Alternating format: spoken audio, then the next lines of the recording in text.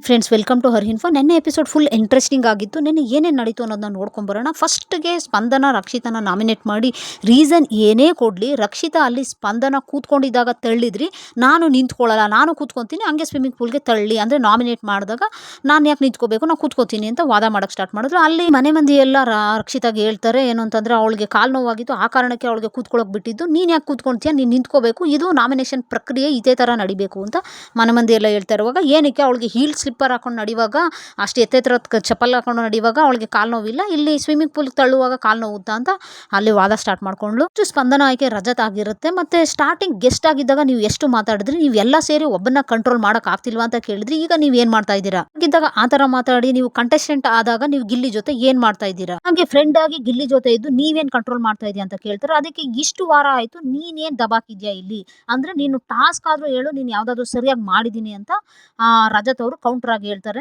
Season ಬಿಡಿ, ಆದ್ರೆ ಈ ಸೀಸನ್ ಅಲ್ಲಿ ನೀವ್ ಏನು ಮಾಡ್ತಾ ಇಲ್ಲ ಅಂತ ಹೇಳ್ತಾರೆ. ಅದಕ್ಕೆ ಸರಿ ಬಾ, ಇವತ್ತಿಂದ ಕೊಡ್ತೀನಿ ಬಾ ಅಂತ ಬೆಂಕಿ ಹೊಗಳುತ್ತಾರೆ. ಸ್ಪಂದನ, ನೀವು ಬಂದ ಮೇಲೆ ಗಿಲ್ಲಿ ಯಾರಿಗೂ ಹರ್ಟ್ ಮಾಡೇ ಇಲ್ವಾ ಅಂತ ಕೇಳ್ತಾರೆ. ಇಲ್ಲಿ ಅನ್ಸಿದ್ದು ಸ್ಪಂದನ ಸ್ವಲ್ಪ ಯಾಕೋ ಗೇಮ್ ನ ಚೇಂಜ್ ಮಾಡ್ತಾ ಇದಾರೆ ಅಂತ. ಇದುವರೆಗೂ ಗಿಲ್ಲಿನ ಸಪೋರ್ಟ್ ಮಾಡ್ಕೊಂಡೇ ಬಂದಿದ್ರು, ಆದ್ರೆ ಯಾಕೆ ಅಂತ ಗೊತ್ತಿಲ್ಲ, ಗಿಲ್ಲಿ ಕಾವ್ಯ ಮನೆ ಮಂದಿ ಎಲ್ಲ ಗಿಲ್ಲಿಗೆ ವಿರುದ್ಧವಾಗಿ ನಿಂತಿದ್ದಾರೆ ಅಂತ ಅನ್ಸುತ್ತೆ. ನಾಮಿನೇಷನ್ ಮಾಡೋದಕ್ಕೆ ಅವಕಾಶ ಸಿಗೋದು ಕಾವ್ಯಾಗೆ ಇಬ್ರಿಗೆ ನಾಮಿನೇಟ್ ಮಾಡೋ ಅವಕಾಶ ಇರುತ್ತೆ. ಫಸ್ಟ್ ಹೆಸರು ಗಿಲ್ಲಿ ಹೆಸರನ್ನ ತಗೋತಾರೆ.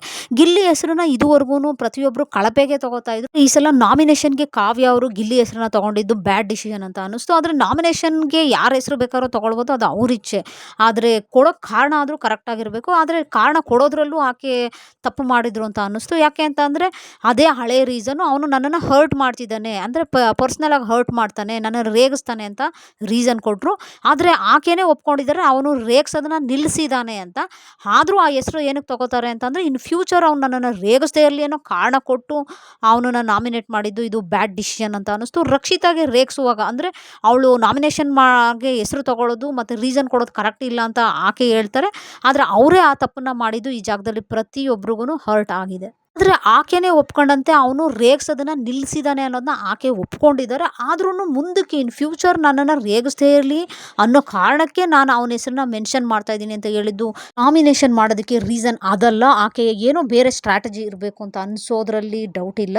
ನಾಮಿನೇಷನ್ಗೆ ರಜತ್ ಅವ್ರನ್ನ ಹೆಸರನ್ನ ತಗೋತಾರೆ. ಹಾಗೆ ಮತ್ತೆ ಕೊಡೋ ರೀಸನ್ ಏನು ಅಂತ ಅಂದರೆ, ನೀವು ಗಿಲ್ಲಿ ಜೊತೆ ಸೀಮಿತವಾಗಿಬಿಟ್ಟಿದ್ದೀರಾ. ಮೊದಲೇ ಹಿಂದೆ ನೀವು ಹೇಳ್ತಾ ಇದ್ರಿ ನಾವು ಇರೋ ರೀತಿ ಸರಿ ಇಲ್ಲ ಗಿಲ್ಲಿ ಜೊತೆ ಅಂತ ಹೇಳಿದಾಗ, ಇವತ್ತು ನೀವು ಯಾವ ಥರ ಇದ್ದೀರಾ ಅನ್ನೋ ಕ್ವಶನ್ನ ಮಾಡ್ತಾರೆ. ಮಾತಿಗೆ ರಜತ್ ಅವರು ಕೌಂಟ್ರ್ ಕೊಡ್ತಾರೆ, ನಿಮಗೇನು ಪ್ರಾಬ್ಲಮ್ ಆಗ್ತಾ ಇರೋದು ಗಿಲ್ಲಿಯಿಂದ, ಯಾರನ್ನು ಅವನು ಕೆಳಗಾಗಿ ಮಾತಾಡ್ತಾ ಇದ್ದಾನೆ, ರೇಗಿಸ್ತಾ ಇದ್ದಾನೆ ಅಷ್ಟೇ, ನಿಮಗೆಲ್ಲ ತಲೆ ಗಿರ್ರ ಅಂತ ತಿರುಗ್ತಾ ಇದೆ, ಅರ್ಥ ಆಗ್ತಾ ಇಲ್ವಾ. ಇಲ್ಲಿ ಏನು ಅಶ್ವಿನಿ, ರಘು ಮತ್ತೆ ಧ್ರುವಂತನ ಪರ್ಸ್ನಲ್ ಲೈಫು, ಅವ್ರ ಮ್ಯಾರೇಜ್ ಲೈಫ್ ಬಗ್ಗೆ ಏನಾದ್ರೂ ರೇಗಿಸಿದಾರಾ, ಆ ಥರ ಏನಾದ್ರು ಮಾತಾಡಿದ್ರೆ ನಾನೇ ಕಪಾಳ ಕೊಡ್ದು ಅವನ್ನ ಸರಿ ಮಾಡ್ತಾ ಇದ್ದೆ. ಅದಕ್ಕೆ ಕಾವ್ಯ ಅವರು, ಇಷ್ಟೇನಾ ಊಟದ ವಿಷಯ ಮತ್ತೆ ನಿಮ್ಮ ಪರ್ಸನಲ್ ಲೈಫ್ ವಿಷಯ ಬಿಟ್ಟು ಬೇರೆ ಏನ್ ಮಾತಾಡಿದ್ರು ಪರವಾಗಿಲ್ವಾ ಗಿಲ್ಲಿ ಅಂತ ಕೇಳಿದಾಗ, ಏನ್ ಮಾತಾಡ್ತಾ ಇದ್ದಾರೆ ಇವ್ರುಗಳು, ಏನು ನಾವು ತಮಾಷೆ ಕೂಡ ಮಾಡಬಾರ್ದ, ತಮಾಷೆಗೂ ಏನು ಮಾತಾಡಬಾರ್ದ. ಆ ಸಮಯದಲ್ಲಿ ರಜತ್ ಅವರು ಕಾವ್ಯ ಅವ್ರಿಗೆ, ನಿನಗೆ ಟಾಸ್ಕ್ ಅಲ್ಲಿ ತಲೆ ಇಲ್ಲ ಅನ್ಕೊಂಡಿದ್ದೆ, ಆದ್ರೆ ನಿನಗೆ ನಾಮಿನೇಷನ್ ಅಲ್ಲೂ ತಲೆ ಇಲ್ಲ ಅಂತ ಹೇಳ್ತಾರೆ. ಇದು ಪರ್ಸನಲ್ ಆಗಿ ಟಾರ್ಗೆಟ್ ಮಾಡಿದ್ದು ಅಂತ ಅನಿಸ್ತು. ಹಾಗೆ ಆ ಜಾಗದಲ್ಲಿ ಧ್ರುವಂತ್ ಅವರು, ಇವ್ನು ಏನ್ ಎಲ್ಲರಿಗೂ ಏಕವಚನದಲ್ಲಿ ಮಾತಾಡ್ತಾನೆ ಅಂತ. ಈ ವರ್ಡೆ ಅವರಿಬ್ರು ಮಧ್ಯೆ ನಡೆದಂತ ದೊಡ್ಡ ಗಲಾಟೆಗೆ ಶಂಕುಸ್ಥಾಪನೆ.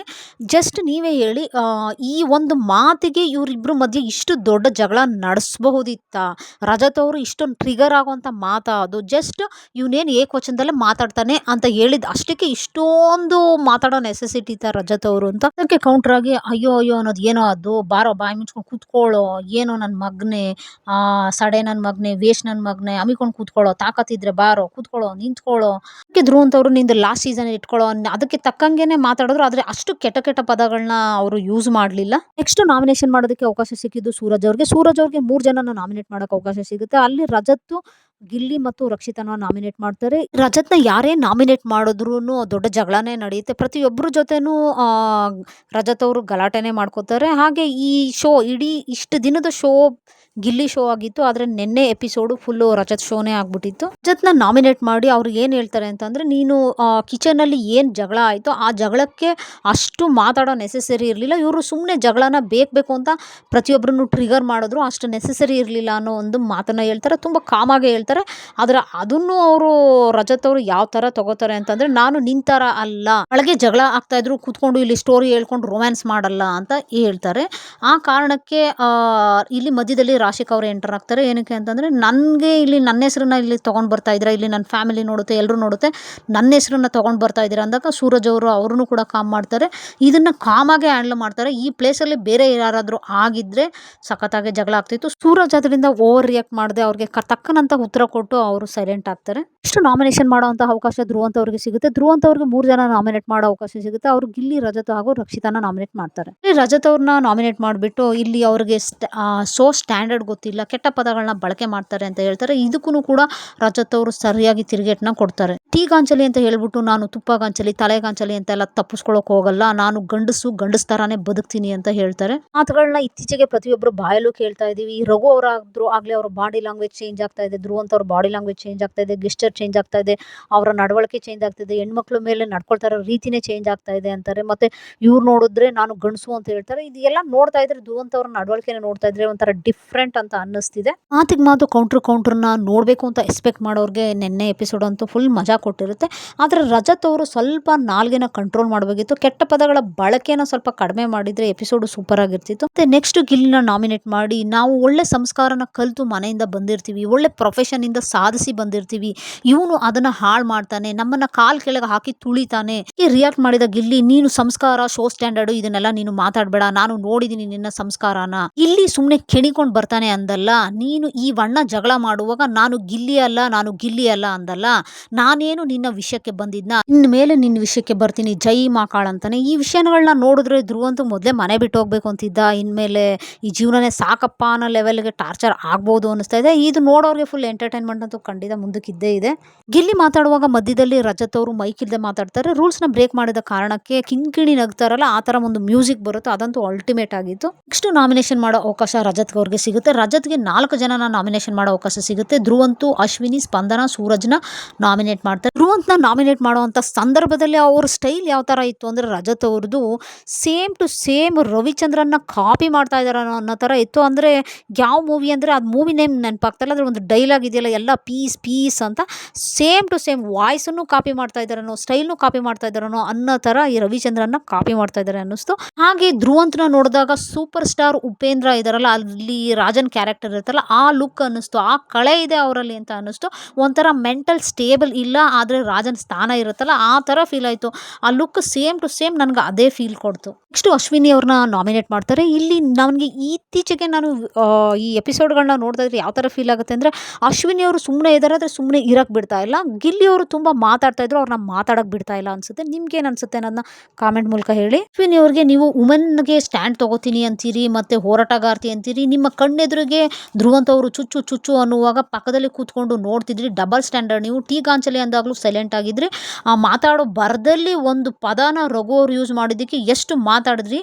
ಅಶ್ವಿನಿ ಅವರು ಈ ಜಾಗದಲ್ಲಿ ಕನ್ಫ್ಯೂಸ್ ಆದರು ಅನಿಸುತ್ತೆ. 2 ಥರ, ಒಂದೇ ಒಂದು ಕ್ವಶನ್ಗೆ ಆನ್ಸರ್ನ 2 ಥರ ಕೊಡ್ತಾರೆ. ಅದಕ್ಕೆ ಅಶ್ವಿನಿ ಅವರು ಯಾವ ಥರ ಉತ್ತರ ಕೊಡ್ತಾರೆ ಅಂತಂದರೆ, ನಾನು ಎಲ್ಲೂ ವುಮೆನ್ಸ್ಗೆ ಸ್ಟ್ಯಾಂಡ್ ತೊಗೋತೀನಿ ಅಂತ ಹೇಳಿಲ್ಲ, ಮತ್ತು ನಾನು ಎಲ್ಲೂ ಹೋರಾಟಗಾರ್ತಿ ಅಂತ ಹೇಳಿಲ್ಲ, ನಾನು ಯಾರಿಗೂ ಸ್ಟ್ಯಾಂಡ್ ತೊಗೋತೀನಿ ಅಂತ ಬೋರ್ಡ್ ಹಾಕೊಂಡು ಬಂದಿಲ್ಲ ಅಂತ ಹೇಳ್ತಾರೆ. ಹಾಗೆ ನೆಕ್ಸ್ಟು ಟೀ ಗಾಂಚಲಿಗೆ ಕ್ಲಾರಿಟಿ ಅಂತ ಹೇಳ್ತಾರೆ. ನೆಕ್ಸ್ಟು ಮನೇಲಿ ನನಗೆ ಸಂಬಂಧ ಪಡುತ್ತೋ ಇಲ್ವೋ, ಯಾರೇ ತಪ್ಪು ಮಾತಾಡಿದ್ರು ನಾನು ಕೇಳ್ತೀನಿ ಅಂತಲೂ ಕೂಡ ಹೇಳ್ತಾರೆ. ಇಲ್ಲಿ 2 ಥರ ಆನ್ಸರ್ನ ಒಂದೇ ಪ್ಲೇಸ್ನಲ್ಲಿ ಮಾಡ್ತಾರೆ. ಮತ್ತು ಅಶ್ವಿನಿ ಅವರು, ನೀವು ಧ್ರುವಂತ್ ಅವ್ರಿಗೆ ಅಪ್ಪ ಅಮ್ಮ ಅಂತ ಎಲ್ಲ ಮಾತಾಡ್ತೀರಿ, ಮತ್ತು ರಾಶಿಕಾಗೆ ನೀವು ರೊಮ್ಯಾನ್ಸ್ ಮಾಡ್ತಾ ಕೂತಿದ್ರಿ ಅಂತ ಹೇಳ್ತೀರಿ, ಇದೆಲ್ಲ ಕೆಟ್ಟ ಮಾತುಗಳನ್ನ ಆಡ್ತಾ ಇದ್ದೀರಾ, ಇದು ಸರಿಯಲ್ಲ ಅಂತ ಹೇಳ್ತಾರೆ. ಹಾಗೆ ನೀನು ನಿಂತ್ಕೊಳ್ಳಮ್ಮ ಸುಮ್ಮನೆ, ಕಂಡಿದ್ದೀನಿ ಅಂತ ಕೂಡ ಅವರು ರಜತ್ ಅವರು ಮಾತಾಡುವಾಗ, ನನಗೆ ಸಿಂಗ್ಯುಲರ್ ಪದಗಳನ್ನ ಯೂಸ್ ಮಾಡಬೇಡಿ ಅಂತಾರೆ. ನಿಂತ್ಕೊಳ್ಳಮ್ಮ ಅಂತ ಅಂದರೆ ಅದು ಸಿಂಗ್ಯುಲರ್ ಎಲ್ಲಾಯಿತು ಅಂತ ಇವರು ವಾದ ಸ್ಟಾರ್ಟ್ ಮಾಡ್ತಾರೆ. ಇಲ್ಲಿ ಅಶ್ವಿನಿ ಅವರು ಹೋಗಲ್ಲೋ ಅಂತಾರೆ, ರಜತ್ ಅವರು ಹೋಗೆಲ್ಲೇ ಅಂತಾರೆ. ಇಲ್ಲಂತೂ ಖಂಡಿತ ಒಬ್ರಿಗೊಬ್ರು ಚೂರು ರೆಸ್ಪೆಕ್ಟ್ ಇಲ್ದಂಗೆ ಮಾತಾಡ್ತಾರೆ. ಮತ್ತೆ ಇಲ್ಲಿ ನೆಕ್ಸ್ಟ್ ಅವಕಾಶ ಸಿಗೋದು ಗಿಲ್ಲಿ ಅವ್ರಿಗೆ ನಾಮಿನೇಷನ್ ಮಾಡೋದಕ್ಕೆ. ಇವರು ನಾಮಿನೇಷನ್ ಮಾಡುವಾಗ ಅಶ್ವಿನಿ, ರಾಶಿಕಾ, ಧ್ರುವಂತನ್ನ ಆಸ್ ಯೂಶುವಲ್ ಅದೇ ರೀಸನ್ಗಳನ್ನ ಕೊಟ್ಟು ನಾಮಿನೇಟ್ ಮಾಡ್ತಾರೆ. ರಜತ್ ಅವ್ರನ್ನ ನಾಮಿನೇಟ್ ಮಾಡಿದ್ ಏನ್ ರೀಸನ್ ಅಂತ ಅಂದ್ರೆ, ನೀನು ನಿನ್ನ ಆಟ ಆಡು, ನಾನು ನನ್ನ ಆಟ ಆಡ್ತೀನಿ, ನೀನ್ ಯಾತಕ್ಕೆ ನೀನು ತಪ್ಪು ಮಾತಾಡಿದ್ರೆ ನಾನೇ ಕಪಾಳ ಕೊಡಿತಿದ್ದೆ ಅಂತ ಹೇಳ್ದೆ ಅಂತ ನಾಮಿನೇಟ್ ಮಾಡ್ತಾರೆ. ಧನು ಮತ್ತು ರಜತ್ ಅವರು ಮಾತಾಡುವಾಗ ಧನು ಅವರು ಕ್ಲಾರಿಟಿ ತಗೋತಾರೆ, ನೀವು ಏನೇ ಆಗಿದ್ರು ಈ ಥರ ಮಾತಾಡಿದ್ದು ಸರಿ ಇಲ್ಲ ಅಂತ. ನನಗೆ ಅವ್ರು ಅಂತಾರೆ, ರಜತ್ ಅವರು, ನನಗೆ ಯಾರೇ ಮಾತಾಡಿದ್ರು ನಾನು ಸಹಿಸಲ್ಲ, ಅಪ್ಪ ಅಮ್ಮ ಅಂತೆಲ್ಲ ಮಾತಾಡಿದೆ ಅಂತಾರಲ್ಲ, ನಾನು ಎಲ್ಲೇ ಆ ಥರ ಮಾತಾಡಿದೆ ಅಂತ ಕ್ವಶನ್ ಮಾಡ್ತಾರೆ. ಆದರೂ ಏನೇ ಆದರೂ ನೀವು ಈ ಥರ ಮಾತಾಡಿದ್ದು ಸರಿಯಲ್ಲ ಅಂತ ಧನುಷ್ ಅವರು ಹೇಳ್ತಾರೆ. ನಾಮಿನೇಷನ್ ಪ್ರಕ್ರಿಯೆ ಮುಗಿಯುತ್ತೆ, ಮತ್ತು ಆ್ಯಕ್ಟಿವಿಟಿ ರೂಮ್ನಲ್ಲಿ ಗಿಲ್ಲಿ ಮತ್ತು ಚೈತ್ರನ ಕರೆಸ್ತಾರೆ. ಅಲ್ಲಿ ಲಕ್ಸುರಿ ಐಟಮ್ಗಳನ್ನ ಇಟ್ಟು, ಚಿಕನ್ನು, ಮಟನು, ಬ್ರೆಡ್ಡು ಮತ್ತು ಪನ್ನೀರೆಲ್ಲ ಇಟ್ಟು, ನಿಮಗೆ ಈ ಐಟಮ್ಗಳೇನಾದರೂ ಬೇಕು ಅಂತಂದರೆ ಇಬ್ರು ಸೇರಿ ಅಡುಗೆನ ಮಾಡಬೇಕು. ಕಿಚನಲ್ಲಿ ಯಾರದೇ ಸಹಾಯ ಇಲ್ಲದೆ ನೀವಿಬ್ಬರೇ ಅಡುಗೆ ಮಾಡಬೇಕು. ನಿಮಗೆ ಬೇಕು ಅಂತಂದ್ರೆ ರಜತ್ ಅವ್ರನ್ನ ಅಸಿಸ್ಟೆಂಟ್ ಆಗಿ ತಗೊಳ್ಬಹುದು. ಇದಕ್ಕೆ ಇವರಿಬ್ರು ಒಪ್ಕೋತಾರೆ. ಹಾಗೆ ಆ ಸೀಕ್ರೆಟ್ ಟಾಸ್ಕ್ ಕೂಡ ಕೊಡ್ತಾರೆ, ಕಾವ್ಯ ಅವ್ರನ್ನ ಇಬ್ರು ಅಳಿಸ್ಬೇಕು ಅಂತ. ಇದಕ್ಕೆ ಗಿಲ್ಲಿ ಅವರು ತುಂಬಾ ಯೋಚನೆ ಮಾಡ್ತಾರೆ, ತುಂಬಾ ಹರ್ಟ್ ಮಾಡ್ಕೋತಾರೆ. ಮುಖದಲ್ಲಿ ಆ ಎಕ್ಸ್ಪ್ರೆಷನ್ ಖಂಡಿತ ಕಾಣಿಸ್ತಾ ಇತ್ತು. ಅಶ್ವಿನಿ ಅವ್ರಿಗೇನು ಓಕೆನಾ, ಇದು ನಿನಗೆ ಓಕೆನಾ ಅಂತ ಕ್ವಶನ್ ಮಾಡ್ತಾರೆ. ಆದ್ರೆ ಅವ್ರು ರೆಡಿ ಇದ್ರು. ಆದ್ರೆ ಇದು ನಿನಗೆ ಓಕೆನಾ ಅಂತ ಪ್ರಶ್ನೆ ಮಾಡಿ ಇಬ್ರು ಕೂಡ ಓಕೆ ಅಂತ ಒಪ್ಕೋತಾರೆ. ಯಾಕೆಂದ್ರೆ ಇಬ್ರಿಗೂ ನೇರವಾಗಿ ಕ್ಯಾಪ್ಟನ್ಸಿ ಟಾಸ್ಕ್ಗೆ ಅವಕಾಶ ಸಿಗುತ್ತೆ ಅನ್ನೋ ಕಾರಣಕ್ಕೆ ಇಬ್ರು ಒಪ್ಕೋತಾರೆ. ಹಾಗಿತ್ತು ನೆನ್ನೆ ಎಪಿಸೋಡ್ನ ಸಾರಾಂಶಗಳು. ನಿಮ್ಗೆ ಈ ವಿಡಿಯೋ ಇಷ್ಟ ಆಗಿದ್ರೆ ಕಾಮೆಂಟ್ ಮೂಲಕ ತಿಳಿಸಿ. ಲೈಕ್ ಅಂಡ್ ಸಬ್ಸ್ಕ್ರೈಬ್ ಮಾಡೋದನ್ನ ಮರಿಬೇಡಿ. Thank you so much.